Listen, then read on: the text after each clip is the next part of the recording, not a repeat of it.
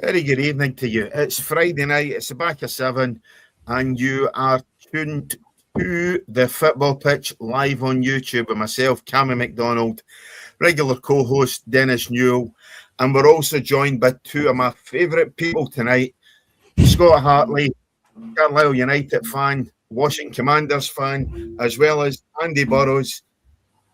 Sorry, Andy, I'll whisper it. Spurs fan and Washington Commanders fan. As I say, two of my favourite people in the world. They are, obviously I like American football. They are the former International Fan of the Year for Washington Commanders for 2024. And the forthcoming one for 2025 is Andy Burrows. And there we go. Burrows. That's the baton being handed. I love that. You got to send me that. Sorry, I had to get that out the road early tonight. So, good evening to you all, guys. How are we tonight, mate? How are we? Yeah, I'm fine. I'm okay. Everybody's good. Yeah, all good. Good. Where do we start? We get it out the road first of all. What the fuck is happening at Spurs, Andy? My God. I don't know. We're awful, mate. We're going down. We're done. We're getting relegated. I was there last night. Obviously, most of the people know me at pretty much all the home games. Stupidly just got a ticket for Liverpool away next week. Yeah, we're really bad. Just from the club, top to bottom. I think I've been on here when I was last on with you guys, and I remember Dennis asking me, like, is relegation, is it, do you think it could be a real possibility? Maybe. Yeah, it is. We're 1 point off the relegation zone. We've obviously got our next league game. We've got Atletico Madrid in the Champions League. I couldn't care less about that. We've got Liverpool away next Sunday. And then we've got Nottingham Forest at home, which will literally decide our season, probably, boys. From all the way from down the board, all the way down to the pitch, to the coaching staff, to everything. We are just a really, really badly run football club. I don't think I've ever seen a team with less fight than anything. You look at Nottingham Forest, you look at West Ham, they're fighting. They've got fighters. Yep. Nottingham Forest went to Man City, got a 2-2 draw. West Ham went to Fulham and got a 1-0 win, where we got beat last week at Fulham in one of the most dullest, boringest games of football I've ever seen. Thing is, this episode could last. I sent you a voice note this afternoon, Cammy. I was like, don't let me rant, because we could be here for hours, because I could go back and back and back and, over managers and the decisions that the club's made.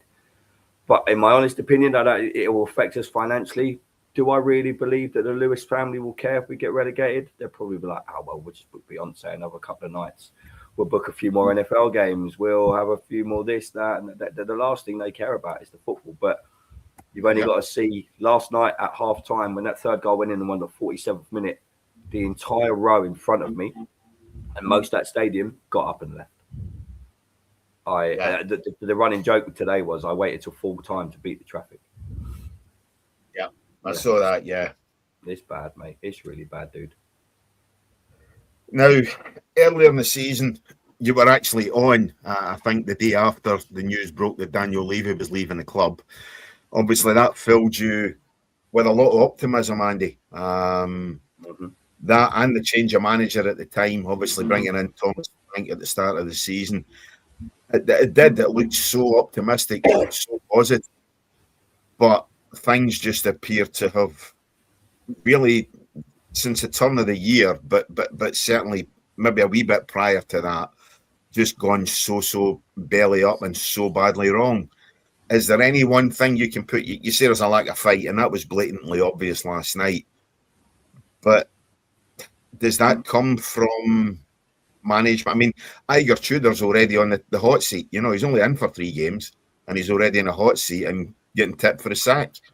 I would have sacked him last night. Yeah. I mean, when's the last club sack an interim manager? Don't know. We'd probably be one of the first. He's not good enough. He's not Premier League. We looked around when we went down to 10 men last night. He thought, I know what I'll do. I'll take off an actual left back and I'll put Tell I say it's Tell at left wing back. Everyone in that stadium, he's a striker slash forward slash winger. Everyone in that stadium just looked around. Archie Gray has had more positions at Tottenham than the Kama Sutra book. Absolutely ridiculous. It's a joke. It's an absolute joke how many positions that he's 19 years old. He was our best player on the pitch by a mile last night. Set up a goal. Thomas Frank absolutely screwed us, to be honest. I mean, he wasn't the job was too big for him. We're one of the biggest clubs in Britain. We're not right now. Why did they make that appointment? Because I looked at it originally, and I'd need to go back through what I'd said. I think he's had about 11 or 12 clubs in the space of as many years. Yeah. So there was never going to be any long-term relationship with the way that he is actually going about his business. And again, it's the clubs are failing on this, because you're right in what you say. He's not good enough for that level of football. But having said that, he's been with decent enough clubs. But Tottenham need a big manager. Know someone that they hope will get them to turn the corner. And I think you're right. I mean, there's bits of press going about it now that they must sack him just 20 days after appointing him, or they're going down. Well, again, I keep rattling my gums every week on this about the people above managers, the club directors, and that's the failing I see now right across the board with football. They can't seem to get the right person that's a good fit for the club. And this is just another example of bad decision-making at Tottenham. And that's right at the top of the tree again. You say about managers there, Dennis, like Tottenham need a big manager. We've had them, though. Conte called out the club. We sacked Jose Mourinho 2 days before a cup final. I mean, sweet baby Jesus. I mean, don't get me wrong, the Mourinho football was terrible. It was boring. It wasn't quite as boring as the Thomas Frank football. But the club are renowned for doing stupid shit at stupid times. You know, you sack a manager, you get in. Okay, we want to change the philosophy. We're not going to play the Spurs way. We're going to get in born winners. Okay, we're getting Jose Mourinho. We sack him 2 days before the cup final. We're getting Antonio Conte. All he's ever known is win. That's all that man has ever known is win. Comes to Tottenham, calls out the club. And when you look back at it now, when I rewatched that press conference 2 days ago, while I was at work in my lorry. Every single word that man said has come true. Every single word that man said, and I'm only saying what 61 other thousand Tottenham fans are saying. You know, yet there's no fight on the pitch. But when you look up to board level, look at the Lewis family, right? They said, right, we're gonna put £100 million in Tottenham. So what do we do in January? We sell Brendan Johnson, and we use his money to buy Conor Gallagher. I think he only ever turns left in his car because all he ever does is go around in circles. One of the worst signings we've ever had. So technically, we haven't spent any money. We bought in a 19-year-old lad from Brazil. Can't really ever go at him. And we bought a young lad from Hearts and we chucked him in the youth team. You know, so we're probably going to fuck up that poor young lad's career as well, unless he's going to play in the Championship next season, because that's where we're going to be. I mean, that signing's lightweight anyway. I don't think that was ever going to be somebody coming for Hearts straight into the first team. Yeah, I get that, but right now Tottenham don't need him. We don't need. I couldn't care less what's going on in the under-21s because we don't use any of it. You got Mikey Moore is sitting at Glasgow Rangers, setting the world alight. He should be in the Tottenham squad right now. He should be starting for Tottenham. But it's only recently that he started to kick a ball. To be honest, if you'd watched him a month ago, you wouldn't be saying that.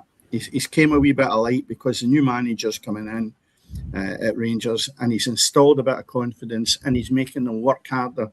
And it's rubbed off on the boy because he came up here with glowing references of how good he was. And I've got my other colleague at work is a Tottenham guy, and he asked me last week, and I said, well, to be honest, he's been a bit of a disappointment. But then everybody at Rangers is a disappointment. So you can't expect a young lad at that age to be a finished article. But yeah, I don't think it will do him any harm. But again, I don't think he would add much value just now if he went back to Tottenham. Oh, I don't know, mate. I've been to every game and I've watched every game. We've got nothing, Dennis. We've got absolutely. There's no fight. We don't even. You don't get all we scored last night, but we sideways and backwards everywhere we go. That's all Tottenham are, mate. We're a joke of a club, absolute joke. And the thing is, everyone's like, which one? Honestly, this is my last thing. I'll let you guys crack on because I've said this all day. All I've heard all day is I don't know if you boys have had TalkSport on today. All I've heard is you've got an amazing training ground, you've got an amazing stadium. Well, the fucking stadium ain't playing at right back. The amazing training ground ain't going to score me 25 goals a season. You know what I mean? You can polish a turd and etc. And it's still a turd at the end of the day. That's what Tottenham are. They're absolute dog shit. And everyone's saying you're too big to go down. We deserve to go down. We should be in the Championship. And one final thing, Leeds went down for 13 years. They're a humongous club. I reckon now they've changed this rule. You can finish 8th in the Championship. I'll tell you what Tottenham will do. We'll sit 8th full season, and the last game of the season we'll lose and finish 9th.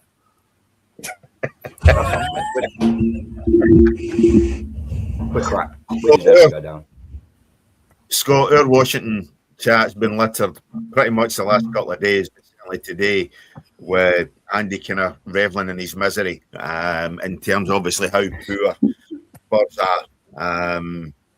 We're all hoping to be at the next, probably in October, November time.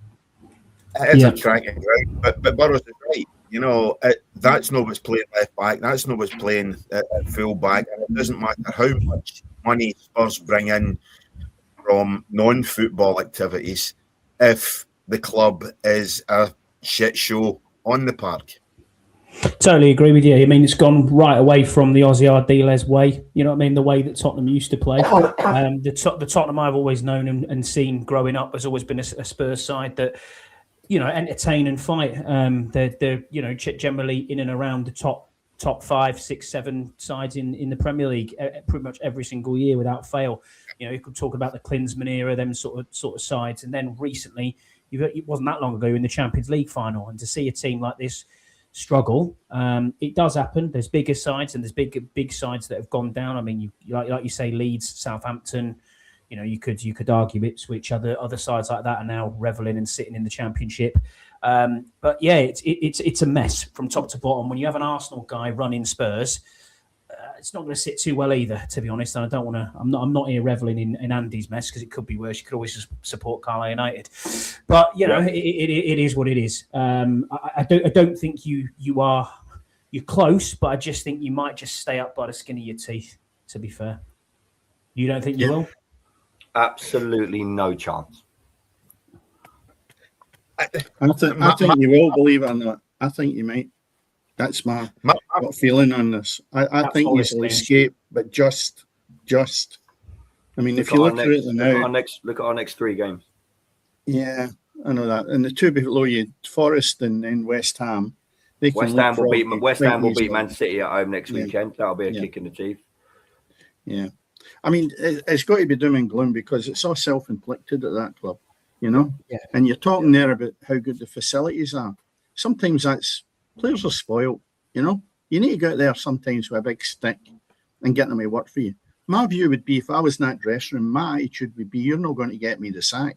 So I'm going to run you into the ground. And that's what's lacking. Player power now is unbelievable. Yeah. And I know the old generation of my breed was you roll by fear to a point. You never do that nowadays. But I'll tell you what, you've got to make them work for you.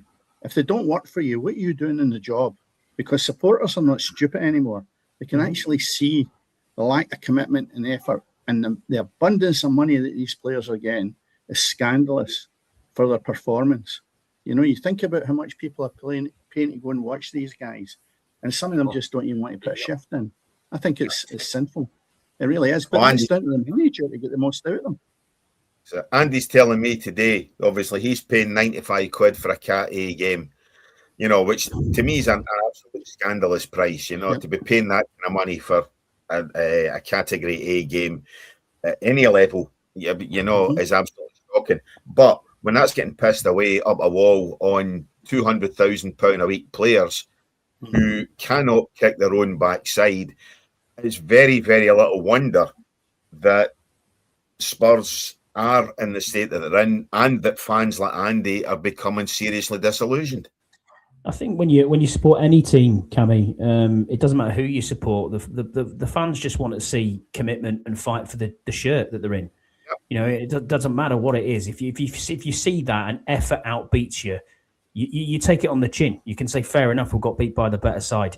Yeah, you're disappointed with it, obviously being a fan, but you can at least go out there and say, well, yeah, we played our best. When the players aren't physically putting the effort in, and you see people like, I think it was Johnson yesterday, coming off the pitch and just, you know, kicking off on the side of the pitch, it's not a good sign, and it's not a good sight at all. So, it was Pedro Porro, was it? Thank you. All right, there you go then. Right, so yeah, Pedro Porro was then. He beat the shit out of the subs bench. It's just it's not right, is it? It's not right. But that Forest game that is pivotal. That one, it's shit up us there. The Forest are starting to put a couple of results together. West Ham are starting to put a couple of results together, and each of them have got managers who have been down there the last couple of seasons. You know, you've got the guy obviously who's come in at Forest. Pereira, who's been down there last season with Wales, kept him up. You've obviously got the guy at West Ham, kept Forest up the season before, got them into Europe last season. You know, so it does not augur well at all for what's happening at Tottenham. And to make matters worse, Spurs get relegated in the season that Arsenal win the Premier League. How freaking lousy is that going to be? Sorry, Andy. And I know this was supposed to be therapy, mate, but fuck, we're doing what we can to depress you even further. Yeah, I know. Well, I'll give you a wee uplift. You're better off than you were last year. Do you know why? Because you're in the Champions League still. And if you go ahead and win that, it's a better season than last year. Dennis, I'd rather be in the Epstein files. I couldn't care less about it.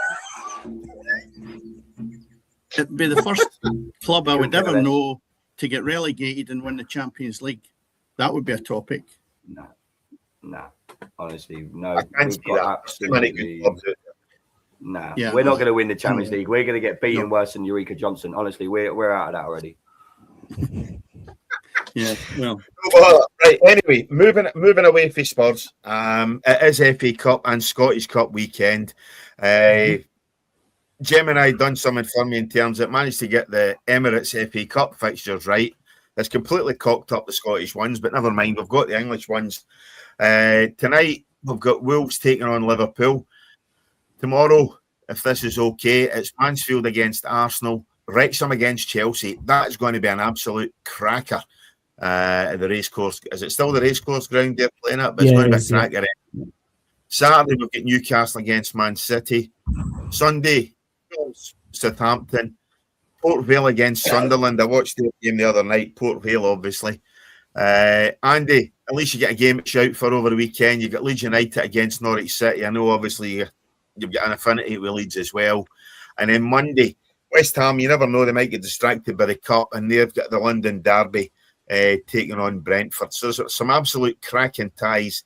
Starting off tonight, a repeat of I think that was during the week there as well. Wolves beat Liverpool 2-1 late on in the league. So even Wolves are fighting down at the foot of that table as well. Any ties there, guys, catch your eyes at all? Wrexham Chelsea's the one that obviously everyone wants to see. You know, you never know. Wrexham are in the playoffs in the Championship. They've kind of steadied themselves there, and they look like they are destined for a playoff berth in the Championship. And obviously, Chelsea. You don't know what Chelsea side's going to turn up week to week. That's the problem with that one. Yep. Newcastle couldn't have got a worse draw if they tried. You know, I mean, yeah. But they're still everyone's still in the cup, so they're still there. But they'll probably lose that to City without a doubt. They got out of jail against Man United the other night, but City will dominate that. Other than that, I don't see many upsets out of there from the lower league teams. The three that are still left in there. Yeah, I mean, what a time Mansfield have got. You know, when you consider that. Third round and fourth round escapades, what a tie they've got. You know, they beat Palace, they knock out the holders. Then obviously they've now got Arsenal. So I mean, there's going to be a few quid in the coffers there for Nigel Clough, that's for sure. 100%, yeah. It's a small ground field, Mill. I know they've done a couple of the stands up now since I was last there, but it's quite an intimidating pitch as well. So the play is quite close to the pitch, so it'll be an interesting atmosphere. And it's what Arsenal's team turn up. You know, is it a bunch of prima donnas that turn up and decide I don't fancy this? So you never know. It is and that's the magic of the FA Cup. That's why we love it as football fans. It was Macclesfield that knocked out Crystal Palace. Macclesfield, sorry, Andy. Sorry. They went out. Yeah. They went out to Brentford. Yeah. Well, I'll tell you what. There's an interesting tie that people over the border, we used to guys, will be sitting up and noticing. Leeds United playing Norwich City. Mm-hmm. One of the biggest failures in Scottish management was Philip Clement. He's now the manager at Norwich City. And I'll tell you what, he's done okay. He's done all right. But I'll tell you what, he's hopeless up here. So just sometimes the managers are just not a good fit for specific clubs. And there's an example of leaving total shambles and going to Norwich. And he said, as I say, a couple of decent results. They're not up there challenging the league, but they're not exactly looking as if they're going to fall off the edge of a cliff. So, yeah, it just shows you that goldfish bowl goes round and round. So we'll see what happens against Leeds United. I'll watch that one with interest. Yeah, he definitely has turned things round a bit for the Canaries. You know, they've started winning some games, you know, turned it around. I think they've pulled away from that relegation danger that they were in. Certainly, as you say, Dennis, they're not going to be challenging, but they'll be building for next season, you know, and a nice wee visit to Elland Road. It's a good test for them. And I would expect Leeds United to have enough right enough for them. Yeah, it depends how much Leeds are looking at the Premier League. I think they'll be okay in the league. And if you think about it, if you get through this one, you're in the quarterfinals. So looking at it, it'd be a great chance, because you think if they beat Norwich, potentially could play Port Vale or Sunderland in the next round, could play, you know, West Ham or Brentford. That gets you into the semi-finals and a day out of Wembley. So, yeah, why not? I'd love to. Obviously, my family ties with Leeds United. I'd love to see Leeds go and win the FA Cup. I'll be cheering them on. I want Leeds to win every game they play until they play Tottenham. But it'd be interesting. Like you say, the guy that's come down to Norwich, Clement, he's kind of steadied the ship a little bit. He was under fire. He was like, when I remember watching Soccer Saturday, and one of his, I think it was just like his third or fourth game, and they were like, he could be gone after this game, and he seems to have steadied the ship a little bit. It's hard coming down to the Championship, and obviously we all know what happened up at Glasgow Rangers. But yeah, I'd like to see Leeds. I think Leeds, I think they should have enough, mate. Yeah, I'd like. Is Leeds potentially a relegation team? No, not now, because Tottenham are there. Yeah, but again, there's still a few games to go. No chance. They're only 2 points ahead of you, and that's. Dennis, I cannot stress to you how bad Tottenham are. Yeah, honestly, mate, I reckon if we played Coventry right now, they'd beat us. Middlesbrough would beat us. Celtic would beat us. Rangers would beat us. Hearts would smash us. Every team we play right now would beat us. So I think Leeds are fine, mate, purely because of us. We're that bad. Honestly, I can't. And everyone I spoke to last night at the game were like, because like I said to you earlier, honest Dennis, we're that bad, mate. We deserve to be relegated. We're shit. Leeds have got no problems getting into this relegation battle, and they've got to play us. They'll beat us at White Hart Lane. They'll beat us. We're terrible. Yeah. Well, I know Steve Hitchin, who's been on here before, and my work colleague. He's almost the same as you. It's like, and that's terrible to say, it? So bad, isn't it? It's so bad to talk like and, this. And you know, it's disappointing because there's no reason for a club that size to be where they are. It's quite sad. I mean, last year, and again, another colleague at work, they had a bit of banter because Man United is one of them and Tottenham was the other. And of course, they were almost neck and neck. And the year before, they were actually battling with each other to see who was going to win the league. So you only have to go back 3 seasons that they're actually sitting before the season, the ball kicked, and the thing, right, what one is going to win the league?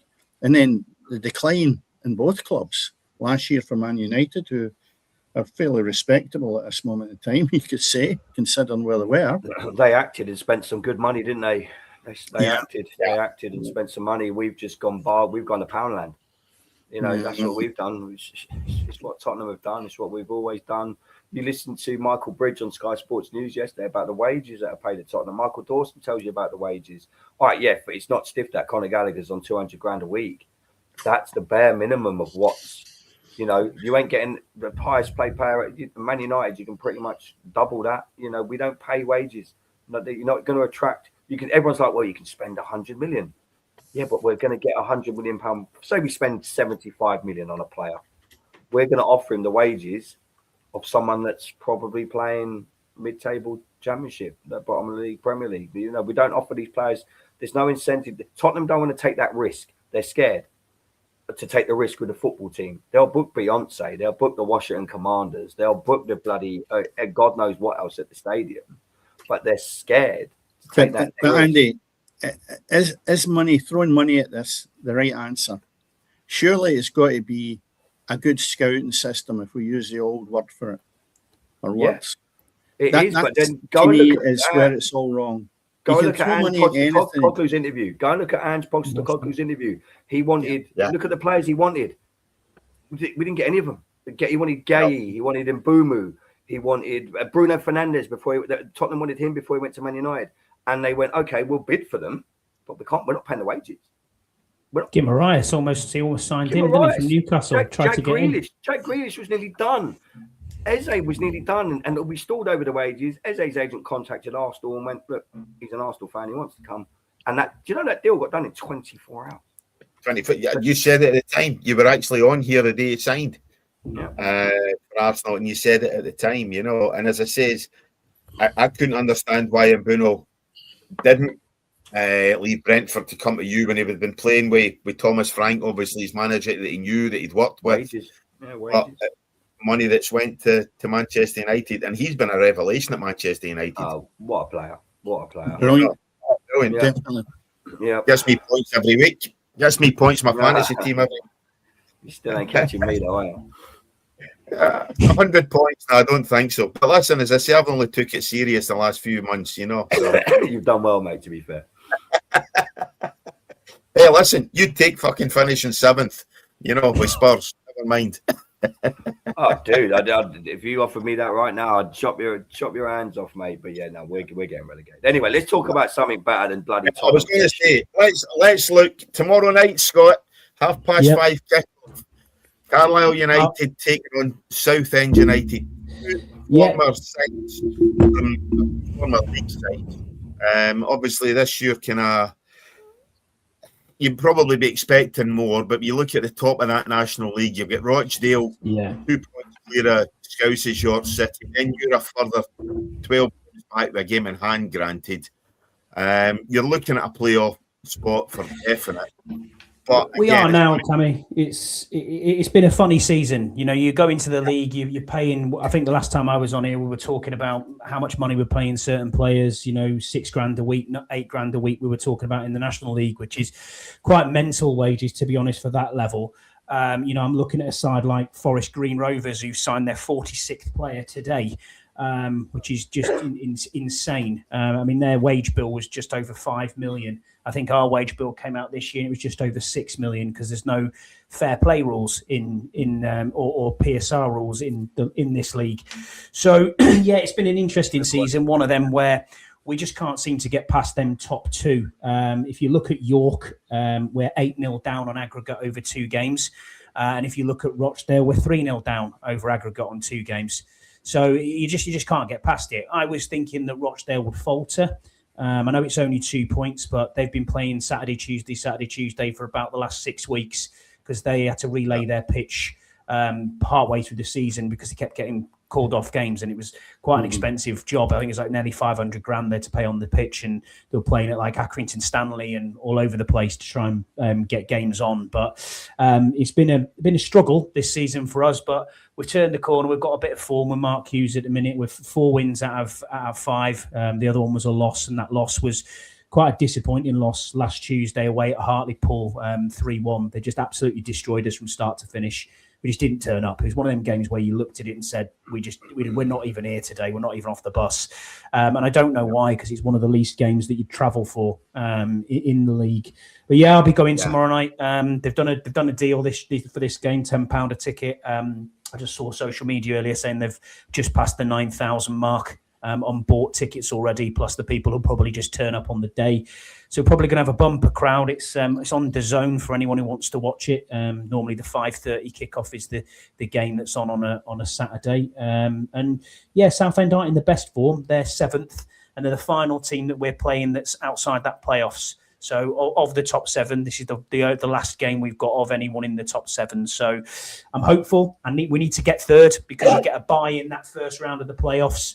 And then we will see where we get to on a Wembley trip. But I'd rather it wasn't York, because when we played Rochdale a couple of weeks ago, they got a free kick goal, header from a free kick. And overall, it was probably a draw that game, to be fair, but against Rochdale. So I think we could cause them more problems than York. York just passed us off the ball, and they've scored 96 goals this year already, York, which is mental to think. Carlisle-wise, I honestly think we could finish on 100 points and still finish 3rd, which is absolutely insane.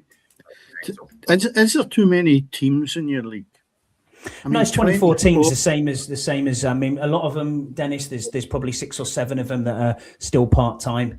The rest of them are full time professional outfits. I mean, a lot of them are league clubs, or former league clubs. You only have to look at that table, and you'd see a lot of teams from there that are and have been league clubs. I mean, it's not that long ago Scunthorpe were in the Championship, now they're sitting 6th in our league. So there's a lot of teams in there. I certainly wouldn't like to be in that league as a young man with under 30 grand in averages of salaries. If you're full time and you're earning 30k, that might be okay if you've got longevity with a job that's going to last you to whenever. But all you need is an injury or something else. And the further you go down the line as you get older, what are these guys going to do when they retire, when they've got a mortgage to pay, maybe a couple of kids? The well just dries up. If you start at, say, 30, you've then got to start and think, what am I doing? And I just look through that league there and I go, tell you what, there's hundreds of players in that league. And you just wonder when the well will dry up. And are they really looking forward to what they've got ahead of them? And that's concerning. I know we've talked about this in the past, players being part-time and having a decent job, it's worthwhile. But when you're saying there's still quite a few full-time teams in that with the salaries roughly what I've mentioned there. 6 that aren't full-time in that league. Truro, I think, are one of them. Boston, I don't think, are full-time. Right.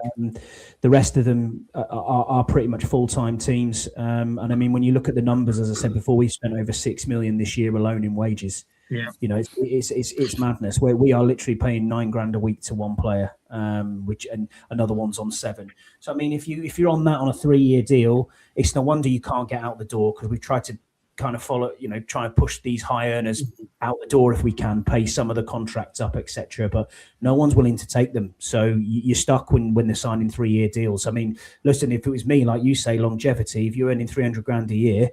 Yeah, I'm going to take that all day and sit on the bench. But that's you seeing the top end again. I'm really thinking the bottom end with the guys that are earning the £30,000 a year, and there'll be a lot in that bracket in that league. And as I say, it's concerning as they get older. And I know players in the past I've never really thought beyond the fact that they're going to play football. Then they have kids, then they have a house, and they then wonder why they can't pay the mortgage whenever their career starts to dip and they have to go down in salaries, and then they just fall by the wayside. I always think that's a bit worrying when you see the guys that are professional footballers that maybe don't look ahead for themselves when they're a bit older, and you'll have lots in that division. It's a tough league, but we're getting a lot of cast-offs from Premier League, B sides and whatever else. So a lot of the southern-based teams in this league, Boreham Wood, for example, who are doing really well this year. They've consolidated themselves. They've got a decent setup, a decent manager who they're stuck by. The chairman's very good at that side. And, they're getting a lot of the players from the likes of your Arsenals, your Spurs, who maybe don't make it at that level in that game. And they're going, well, we'll take these young kids in and we'll see how they go. Honestly, I would look at that top league. I mean, Barrow, my local club, have just dropped into the bottom 2 of League 2.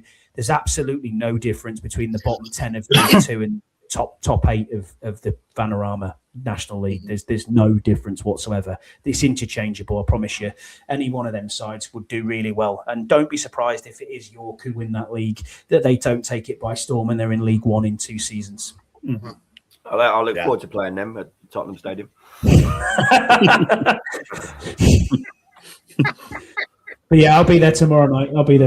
Cheering them on. Just quickly, I know. Do you know what you said about the players there, Dennis? Just really quickly, when I was at Wealdstone, do you remember the player Simon Garner? Yeah. He come and played for Wealdstone. He come and played for us because obviously, I know he had his issues outside of football. But when I was at Wealdstone, we like Simon Garner, probably Blackburn Rovers is all-time like one of the greatest strikers. I think he played a bit in Scotland as well.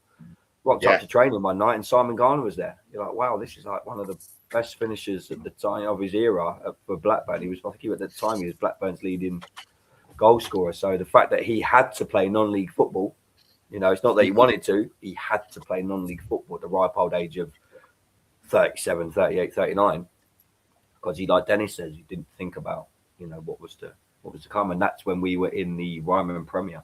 So probably the league below where Scotty is now. Yeah. I mean, we can talk all day long about the 200, 300,000 pounds per week for players, but that's a handful. But if you start to filter down through the leagues, as we've just looked at Carlisle's league, and you say to yourself, people should really be more tuned in that are realistic. You're not going to hit the top flights. You're not going to make it unless you're in that English Premier League to be in a position that you're going to have a long life that's paid for by football. And there is players that I know and have came across that actually think football owes them a living when they give up. And that's quite sad as well, because they need guidance, I think. And I don't know, I think every club should have this. I know there used to be youngsters were taught how to go about getting a job and other things outside it. But I don't know how deep that goes now and what they do towards players that don't make it. Because one of the big problems you've got now, Dennis, is as well, though. So I obviously everyone knows me. I was involved in non-league football quite heavily. I know players in step 5. So think your non-league football up in Scotland, down here is the same. Your step 5, your step 6. The problem you've got is now I know non-league teams paying players £1,000 a game. Yeah. Who was that crypto team that we went and watched? That Real time? Bedford. So they were game you come, Scotty. So and fair play to that guy. I mean, he gets a lot of shit, but he bought his local team. Well, he wanted to invest in Bedford, and they said no. So he's like, okay, I'll set up my own team, Real Bedford. This guy owns Bitcoin, and they'll be in League 1 within the next 5 years, I think. They're throwing money. So I know someone. I won't name him because it's not my position to name him. I know someone who's a friend of mine. He will pick up on a Saturday playing step 5 football. He'll get £1,200, and he'll be on about £60, £70, £80 goal bonus as well. And so is that like level 10? Is that level 10? That's not much use, Andy. That's not much use when it's a goalkeeper. The boy you're talking about, a goalkeeper. You get £60 he's a goalkeeper. I know, yeah. He's Pedro. His buddy is fucking the geezer at Tottenham. But it's crazy. By the way, I know some players that would buy into that. They're that dense. The thing is, they do, Dennis. So what he'll do, like I know 3 lads. They haven't got what do you do for a job, mate? I play step 5 football. They earn enough to play in step 5 football, and it's all good now because it transfers into your bank every Sunday morning. You're getting your goal bonus. One bad tackle, that's not getting transferred into your bank on a Sunday. When I was 18, 19, if we got £40 a game, we were like, oh my God, someone's giving me £40 a game. Now, it's there are teams out there in non-league football, and I don't know if it's the same in Scotland. I don't know if non-league football pays as much in Scotland. You guys will be able to tell me, but down here, it's crazy. The junior game is probably the equivalent in standard, but it's nowhere near that. No, absolutely nowhere near it. you'll find your non-league football will be paying maybe £1,500 a week. Our probably our first division doesn't pay that. So there's a massive gulf. You can never make comparisons with that. Absolutely no way in this world can you do that. Gotcha. We're well gone. Well gone. Do you know something? We go back to the money side of it again. I wonder if you had to start saying to players, you only get paid if you win matches. Imagine Tottenham players were going out tomorrow or their next game, and you said to them, you're only going to get your expenses to get to the park and back. How would you see a difference? I'll tell you what, a massive difference. If everybody was in the same boat, they would kill you to actually get your mortgage paid. And the difference in the standard would be unbelievable. And there's where the crux of the matter is, with teams and players not performing. Far too much money. And if they had to work for their money, I mean real work, and that meant getting results, the standard of the game would be an awful lot higher. You can't reverse it now. It's a million miles down the road. But I'll tell you what, that's would change the whole thing upside down. I mean, the world's riddled with the amount of cash that goes into it. But seriously, you'd see a different person going out in the park on a Saturday afternoon. And if you ask players, they would deny it. But it's the truth of the matter. And that's right back to the beginning when I said, when we were talking about it, the commitment is terrible. And you're talking about Tottenham and not enough commitment. Take the money off and see what they do. If you're picking up £1 million a month, why are you going to? Where's the incentive to try? You're picking up that £1 million a month for nothing.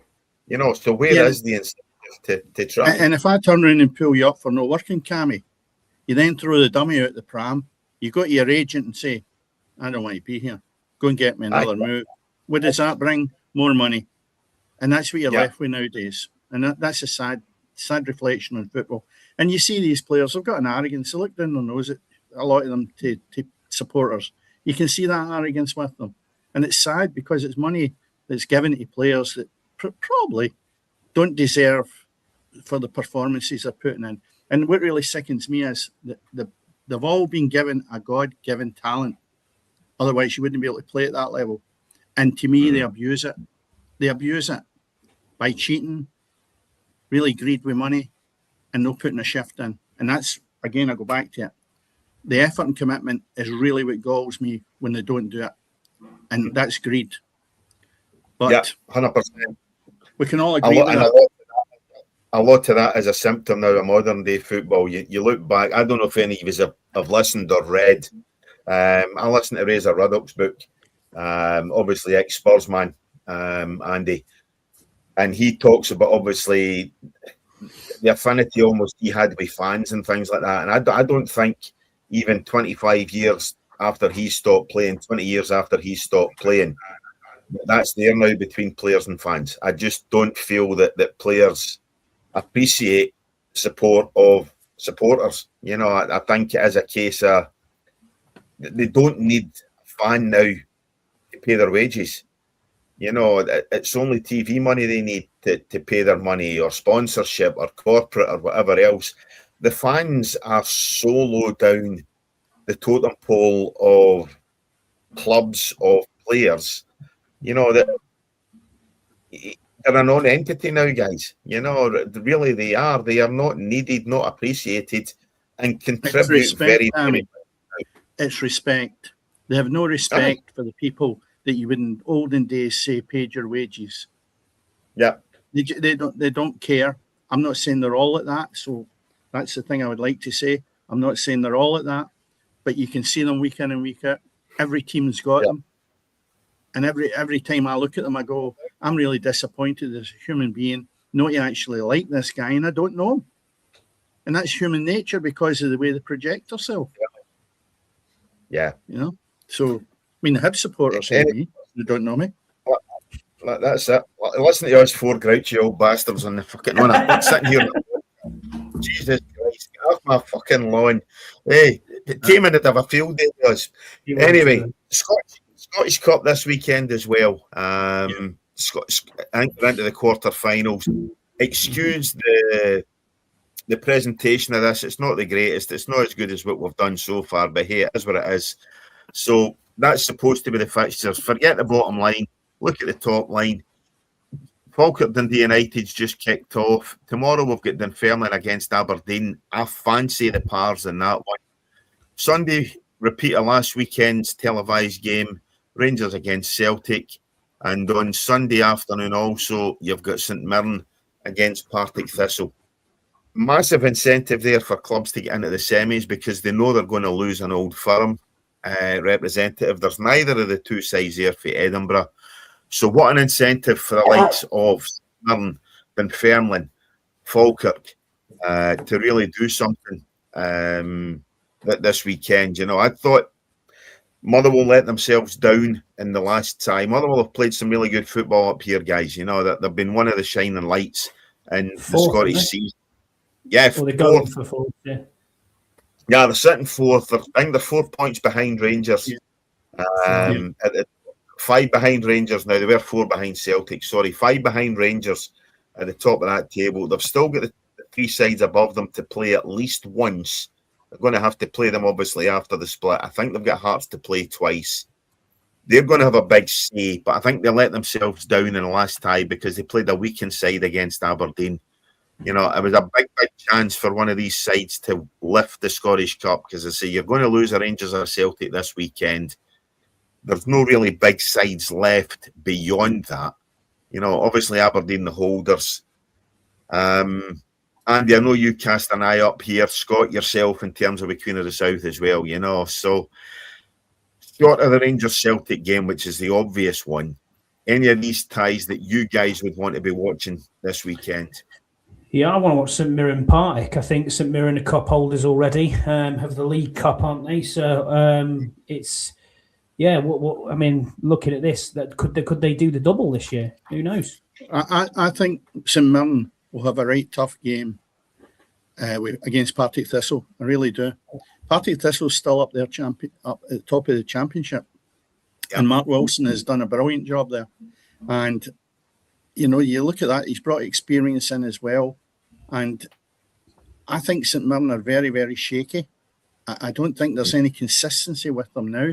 Whereas Partick Thistle can get into that game, no worrying too much whether they lose it, because their eye will still be on and getting promotion into the Premier League. And it'll still be in the Cup. Let's go out and give it our best shot. But the bottom line is it's not the be-all and end-all for them. Whereas St Mirren is because of the situation they're in with the league. They really need to be making sure that they don't just get league points, they actually progress in this Cup. So I think that'll be a right tough tie for St Mirren on Sunday. And just looking at the form there, Dennis, you're right. I mean, what have they lost? They're 4 out of the last 5 in a draw. Yep. It's really not looking good for St Mirren there, is it? Yeah. They done okay. They ended up in the Cup, right? Up to then, I sat here and tipped them at the manager at one point to be looking at potentially getting the Rangers job. It was going that well. But almost like Aberdeen did last year, halfway through the season, banana skin, and they've went right down the slippy slope. They've lost a few players. They've had some injuries. But to me, no, I just think they're struggling big time now, St Mirren. And I do think that dogfight they're in now, you know, it's a difficult one to call down the bottom of the league. They're 3 points ahead of Kilmarnock. Livingston are gone in my eyes. So it's between St Mirren and Kilmarnock who's going to be down the bottom looking at a playoff. And the playoff they could end up with, the playoff could be the two teams that are playing on Sunday. What do you think of that Dunfermline game? I mean, the only thing I remember about East End Park is watching a friendly when Carlisle played there, and the best state bridies I've ever had in my life. But apart from that, I don't know.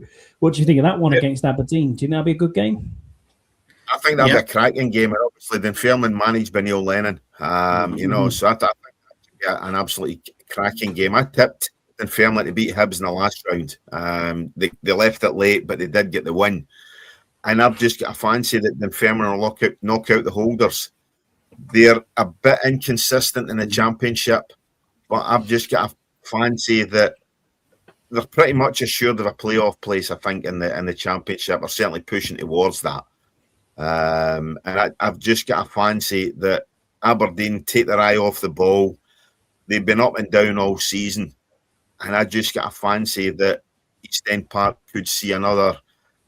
I won't say cup shot because I don't think it'd be a massive surprise if they win that game, but I just think that we could see a lower league side progress through, and potentially we're looking at 2 championship sides in our semi-finals up here, which, yeah, two championship sides, an Old Firm side, and Falkirk.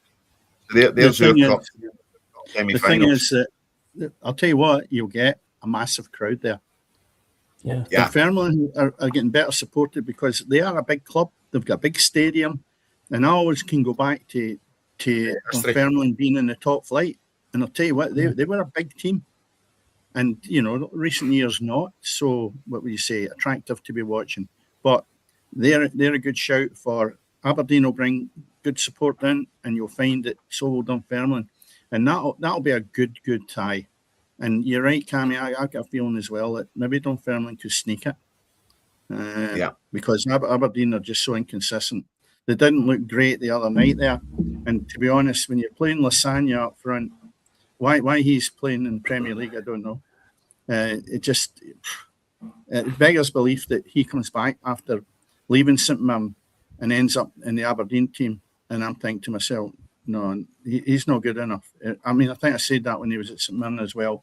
But to come back there, and I thought, and I actually thought to myself, without ranting on too much, who in the right mind would go and pay money to watch Scales and Lasagna having a battle?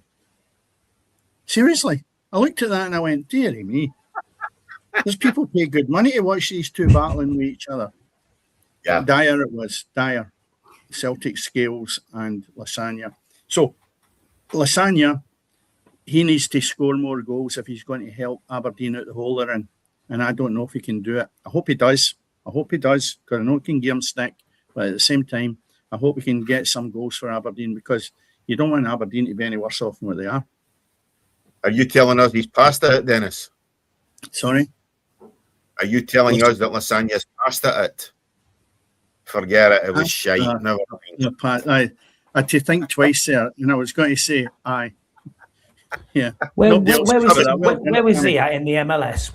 Is he on loan from the MLS? I don't know. Houston I've not followed where he went. St Mirren to wherever and came back again. But it shows you he wasn't away long. And obviously he's no hacked it wherever he was. Poor. Very poor. And Aberdeen can't afford to have poor players at this moment in time. No, they definitely cannot. Anyway, guys, are you going to be catching any of the Scottish games? And obviously, Andy, you've not got a game to watch this weekend. Rangers Celtic. Rangers, obviously, I know it's a wee bit of a fondness for them as well, So the main thing for me is, how good is it to see Scotty? I remember being on with you guys about a year ago as well when it started. You have to send me that, by the way. Yeah. I love it. By the way, I've got to give credit.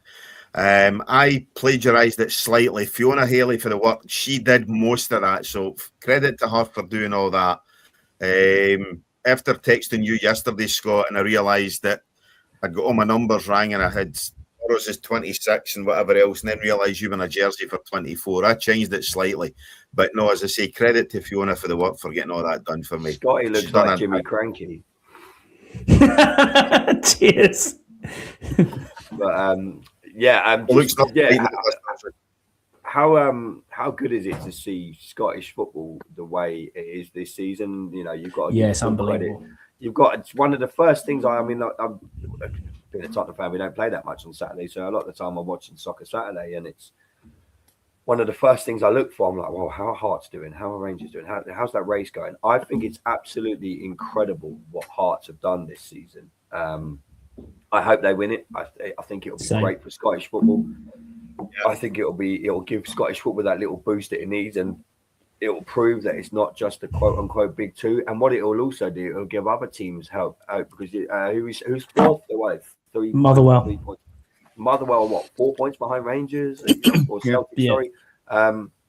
I think it's incredible to see Scottish football. And I know we all have the banter and stuff like that about they couldn't survive in the Premiership and the Championship, and in 10 years' time that might change. But for Scotland, and I said this with you guys a year ago, I think you need a good league, and it's baby steps, but it's a step. Yep. If you would have got probably the odds on Hearts at the start of the season, they wouldn't have been quite Leicester City odds, but they would have been high.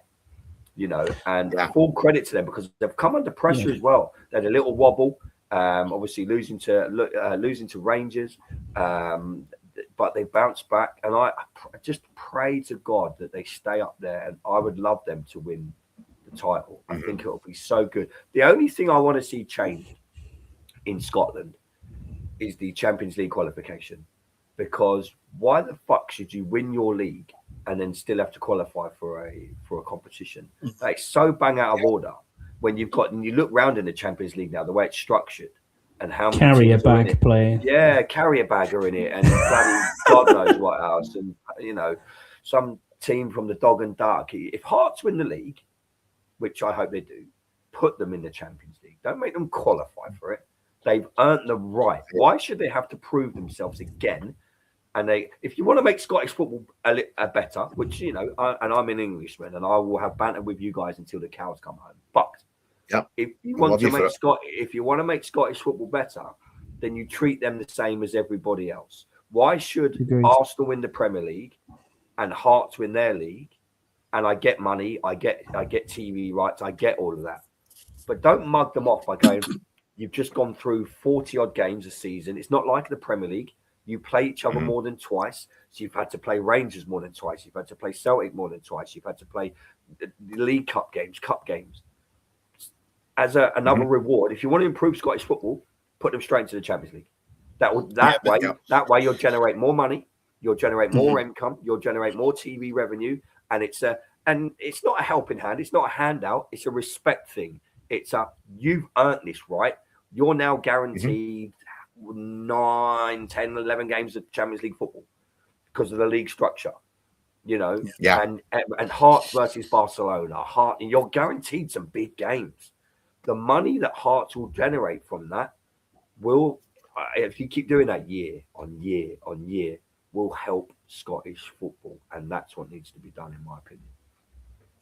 I mentioned this before, and I felt that why should England have 6 teams competing in the Champions League when it's called Champions League, when in actual fact 5 below that win the league are no champions? I mean, Cammy's said it before. We had a conversation on this, Andy, maybe about 5 weeks ago, and I raised it. That just felt like what you're saying. It's shocking that we actually have to find qualification rounds and one team going into the Champions League proper. No, you've got 6. Why? Now, you can't be said rightly, it's money, but it's wrong. Yeah. Why? It's called Champions League. One goes in. If it's like you said earlier, Dennis, one goes in. Like you said earlier, we're so far down the road now with money, you can't come back. And it's all about money. And, Tottenham finished 1 year over League, got into the Champions League. Next season, you can finish 8th in the Championship and potentially be in the Premier League. I mean, what are we doing? It's all about money. You're going to finish 8th in the Championship, and you potentially, don't get me wrong, if Tottenham finish 8th in the Championship next year, I'll be like, well, we've got a chance of coming back up. It'll be us. We'll fuck it up. It won't happen. But, we'll have a chance to come back to the Premier League. So, but I think it's ridiculous. I think it's an absolute joke. And, but again, like Dennis said way at the start of the show, like about an hour ago, money. And TalkSport and Simon Jordan mention it all the time. We're so far down the road now with money, there's no coming back. And it's only going to get coming back. Yeah. That's it. And when it does get worse, we'll be here to discuss it. That's as close a link as I could ever get, because everything does happen on the pitch. As I always say, and haven't did tonight, go ahead, like, subscribe to the show. We're on YouTube every Friday live, except next week we're Thursday, but every week we are live. You can get us on YouTube, all good podcast platforms. It's been a great night tonight. Thanks as always to Dennis Newell, and thanks very much to our special guest, Scott Hartley. I cannot wait to see you next week, mate. And looking Andy forward Burrows. to it, Cameron. going to be a cracking weekend this weekend. Because of that, as I say, we're here next Thursday. So we're next Thursday at 6 o'clock. We'll be doing the show, but we'll go out live. It will be here, obviously, Friday night. But as I say, go ahead, like, subscribe, because I say everything's always happening on the pitch. Good night. Good night.